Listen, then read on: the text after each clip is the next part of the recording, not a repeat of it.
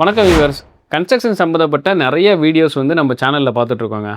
அதில் இப்போ இன்றைக்கி பார்க்க போகிறது பார்த்தீங்கன்னா, செங்கல், மணல், கம்பி இது மூணுமே யூஸ் பண்ணாமல் பேனலை இன்டர்லாக் பண்ணுறது மூலயமா ஒரு வீட்டை கட்டி முடிக்கலாம் அப்படிங்கிற கான்செப்டை தான் இதில் பார்க்க போகிறோம். ஆர்ஆர் பேனல்ஸ் இதை பற்றின தெளிவான வீடியோ பதிவு தாங்க இது. சரிப்பா, இந்த பேனலில் ஆணி அடிக்கிறது, ட்ரில்லிங் பண்ணுறதுலாம் பண்ணலாமான்னு கேட்பீங்க. அதையும் பண்ணலாம்.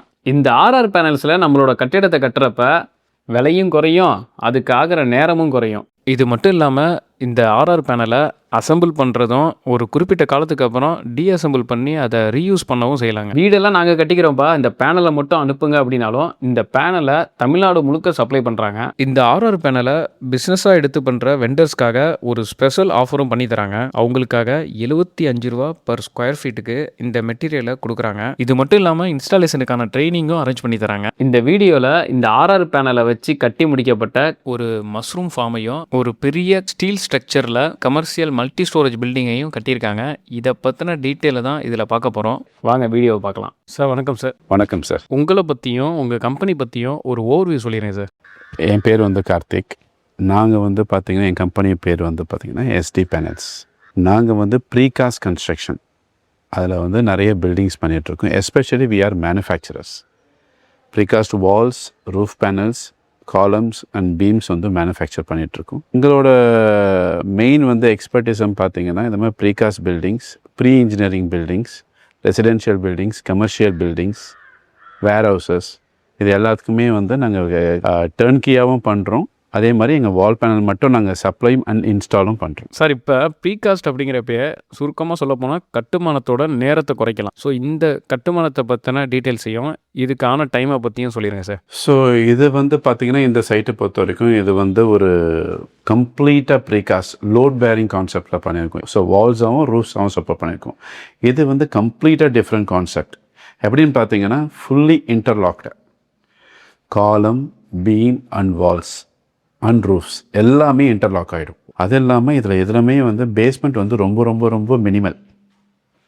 ஃபார் எக்ஸாம்பிள் பார்த்தீங்கன்னா இப்போ இந்த பில்டிங் ஒரு பீச் சாண்டில் தான் இருக்கும். நம்ம இதில் மிஞ்சி போனீங்கன்னா ஒரு 2 feet 2x2 ஒரு ஃபுட்டிங், மினிமல் ஃபுட்டிங் போட்டு எங்களோட காலம்ஸ் எல்லாமே ப்ளேஸ் பண்ணி அதில் எல்லாமே இந்த வால்ஸும் இந்த காலம் இது பார்த்திங்கன்னா இந்த பீம்ஸு, டாப்லேயும் பீம்ஸு, மேலே பேனல்ஸ், இது எல்லாமே உங்களுக்கு இன்டர்லாக் பண்ணியிருக்கும். சார், இப்போ காலம்ஸை பொறுத்த வரைக்கும் என்ன சார் யூஸ் பண்ணியிருக்கீங்க material? Prestressed RCC columns. And பேனல்ஸை பொறுத்த வரைக்கும் முன்னாடியே நம்ம ஒரு ப்ரீ பிளான் பண்ணிக்கிட்டால் நல்லாயிருக்கும்னு நினைக்கிறேன். இப்போ இந்த சைட்டை பொறுத்த வரைக்கும் என்ன சார் டிஃபிகல்ட்டியாக இருந்துச்சு? இந்த மாதிரி ஸ்ட்ரக்சர் ப்ரீ பிளான் பண்ணிடணும் sir.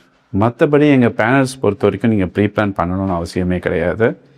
For example plumbing and wiring இதெல்லாம் கன்சீல் பண்ண முடியும். அப்படிலாம் ஒன்றுமே இல்லை. நீங்கள் டைரெக்டாக வால் சேஸ் பண்ணிவிட்டு நீங்கள் கன்சீல் பண்ணிக்கலாம். ஸோ இப்போ பார்த்தீங்கன்னா இங்கே கூட பார்த்தீங்கன்னா இதில் ஏசி ஹேங் பண்ணியிருக்கோம். இது அதே மாதிரி கோர் கட் பண்ணியிருக்கோம் பாருங்கள். ஆக்சுவலாக நம்ம பேனலோட மெட்டீரியல் இப்படி தான் இருக்கும். 2 சைடுமே பேனல் அண்ட் இன்பிட்வீன் இன்சுலேஷனுக்காக இன்சுலேஷன் இருக்குது, விதவுட் இன்சுலேஷனும் இருக்கும். ஆனால் ரெண்டுமே ஹீட் உள்ள ட்ரான்ஸ்ஃபர் ஆகாத மாதிரி டிசைன் பண்ணியிருக்கோம். இதோட திக்னஸ் சார்? ஸோ இது பார்த்தீங்கன்னா 65, 75 அண்ட் 100 mm பேனல்ஸ் இருக்குது. சைஸ் பார்த்தீங்கன்னா உங்கள் ரெக்குவயர்மெண்ட்டு தான்.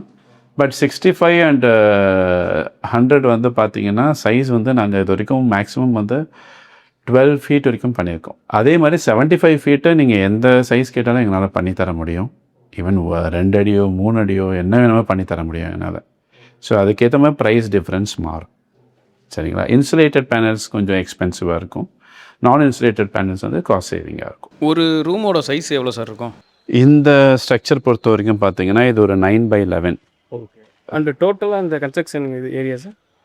டோட்டல் பார்த்தீங்கன்னா கிட்டத்தட்ட ஒரு 650 square feet வரும். டைமிங் பொறுத்த வரைக்கும் சார் இது எவ்வளோ நாளில் சார் முடிஞ்சிச்சு?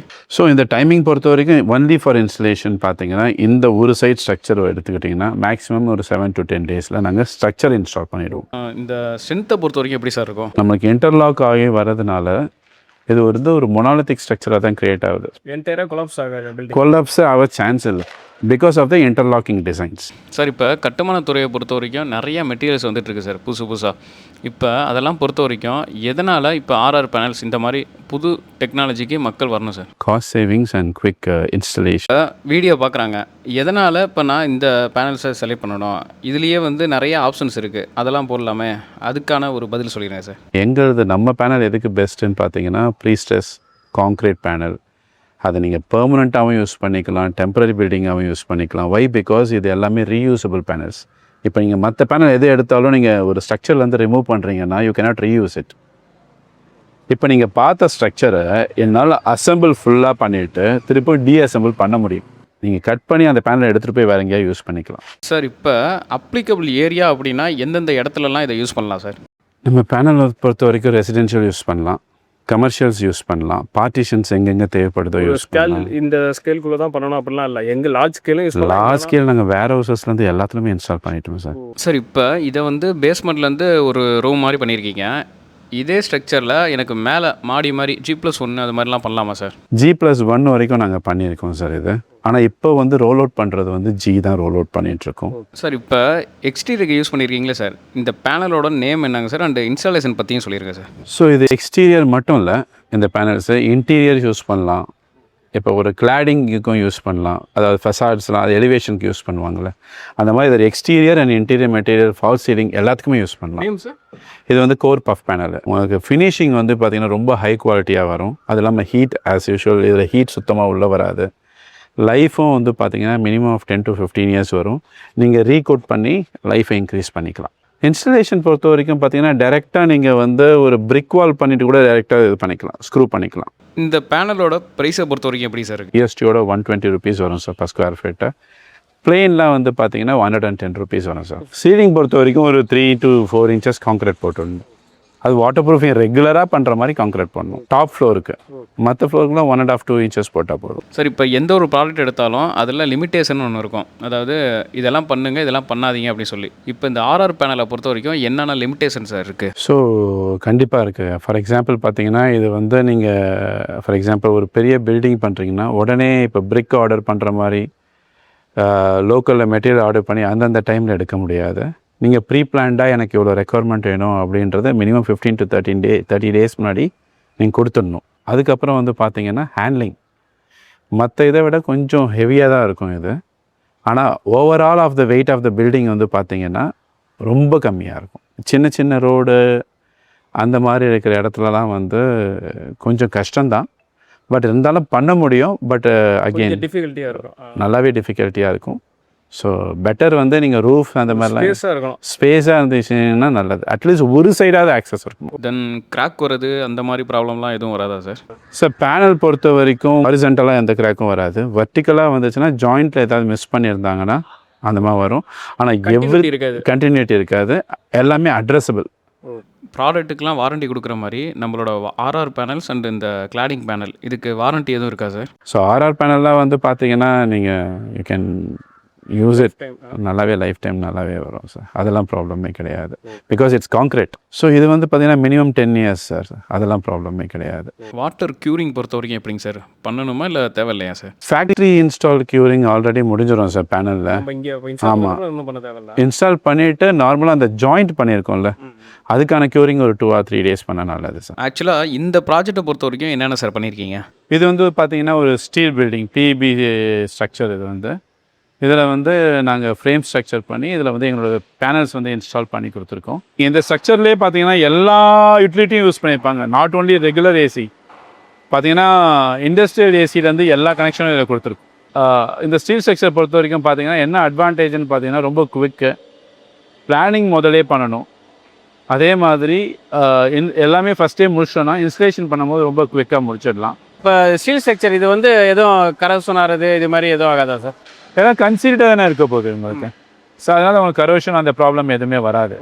வெளியே பொறுத்த வரைக்குமே அதுவும் கன்சீல் பண்ணி உங்களுக்கு ஃபுல்லாக பெயிண்ட் பண்ணி எல்லாம் கொடுத்துரும். தென் சீலிங்கை பொறுத்த வரைக்கும் என்ன சார் பண்ணிருக்கீங்க? இந்த இடத்துல சீலிங் வந்து பார்த்தீங்கன்னா ஒன்று வந்து எங்களோட கான்க்ரீட் பேனல்ஸ் யூஸ் பண்ணியிருக்கோம், சரிங்களா. அதுக்கப்புறம் எங்களோட பஃப் பேனல்ஸ், இது வந்து அலுமினியம் பஃப் பேனல் யூஸ் பண்ணியிருக்கோம். இந்த ஸ்ட்ரக்சர் எவ்வளோ ஸ்கொயர் ஃபீட்டு, இதுக்கு டைமிங் எவ்வளோ சார் ஆனிச்சு? இந்த ஸ்ட்ரக்சர் பொறுத்த பார்த்தீங்கன்னா ஒரு 18,000 square feetங்க இது. இது டைமிங் வந்து பார்த்தீங்கன்னா ஒரு 4 மாதம் ஆச்சு. கால் பண்ணுறாங்க ஒரு கஸ்டமர், கால் பண்ணுறப்ப அவங்க சின்ன ஒரு வீடு தான் எங்களுக்கு கட்டணும் அப்படி விருப்பப்படுறாங்க. அந்த மாதிரி சின்ன சின்ன சைட்டு நீங்கள் பண்ணி தருவீங்க அதை? சார் சின்ன சின்ன சைட் வந்து இப்போ கரண்ட்டாக நாங்கள் எப்படி பண்ணுறோன்னா, நாங்கள் அந்த ஸ்கொயர் ஃபீட் அண்ட் ரேட்டு அப்படின்லாம் பண்ணுறதில்ல. சின்ன சின்ன சைட்லாம் பொறுத்த வரைக்கும் கம்ப்ளீட்டாக பிஎம்சின்னு பண்ணிடுறோம். ஒரு 500 ஸ்கொயர் ஃபீட் கிலோ கட்டுறாங்க அப்படின்னா ஒரு 20% 25% சார்ஜ் பண்ணுவோம். கம்ப்ளீட்டாக இன்ஸ்டால் ஒரு 1000 ஸ்கொயர் ஃபீட் மேலே கட்டுறாங்கன்னா ஒரு 20% சார்ஜ் பண்ணுவோம். ஒரு 2000 ஸ்கொயர் ஃபீட் மேலே கட்டுறாங்கன்னா 15% சார்ஜ் பண்ணுறோம் ஃப்ளாட்டாக. ஆக்சுவலாக மெட்டீரியல் எல்லாமே அவங்க செலக்ட் பண்ணிடணும், நீங்கள் உங்களுக்கு வந்து ஒர்க்கிங் சார்ஜ் எல்லாமே ஸ்டார்டிங் ஃப்ரம் அப்ரூவல்லேருந்து கடைசி சிசி கம்ப்ளீஷன் அப்ரூவல் வரைக்கும் வாங்கி கொடுத்துருவோம். ஸோ ஆக்சுவலாக கன்ஸ்ட்ரக்ஷனை பொறுத்த வரைக்கும் ஸ்கொயர் ஃபீட் ரேட்டு எவ்வளோ இருக்குது அதுதான் கேள்வி கேட்பாங்க எல்லாருமே. அதை பொறுத்த வரைக்கும் எப்படிங்க சார் இருக்குது? 5000 ஸ்கொயர் ஃபீட்டுக்கு மேலே பண்ணுற எல்லா பில்டிங்கும் வந்து ஸ்டார்டிங் ஃப்ரம் 2000லேருந்து பண்ணி தரும். ஆனால் வேர் ஹவுசஸ் அந்த மாதிரிலாம் வரும்போது 1600லேருந்தே பண்ணி கொடுத்துருது. ஸோ நீங்கள் மேனுஃபேக்சராக இருக்கிறதால பேனல் மட்டும் சப்ளை பண்ணுறீங்களா சார்? பேனல் மட்டும் சப்ளை பண்ணிகிட்ருக்கோம். உங்களுக்கு ஸ்டார்டிங் ப்ரைஸ் வந்து பார்த்தீங்கன்னா உங்களுக்கு 90 ருபீஸ்லேருந்து பண்ணிகிட்ருக்கோம் அலாங் வித் ஜிஎஸ்டி. அதே மாதிரி இன்சுலேட்டட் பேனல்ஸ் வந்து பார்த்தீங்கன்னா அலாங் வித் ஜிஎஸ்டி ஒரு 130 ருபீஸ்லேருந்து ஸ்டார்ட் ஆகுது. இந்த ஆர்ஆர் பேனலோட இன்னும் ஒரு சில ஹைலைட்லாம் என்னென்னா, ஆல்ரெடி கட்டி முடித்த ஒரு கட்டடத்தில் நடுவில் ஒரு பார்ட்டிஷனாக வால் வரணும்னாலும் இந்த ஆர்ஆர் பேனலில் பண்ணலாம்.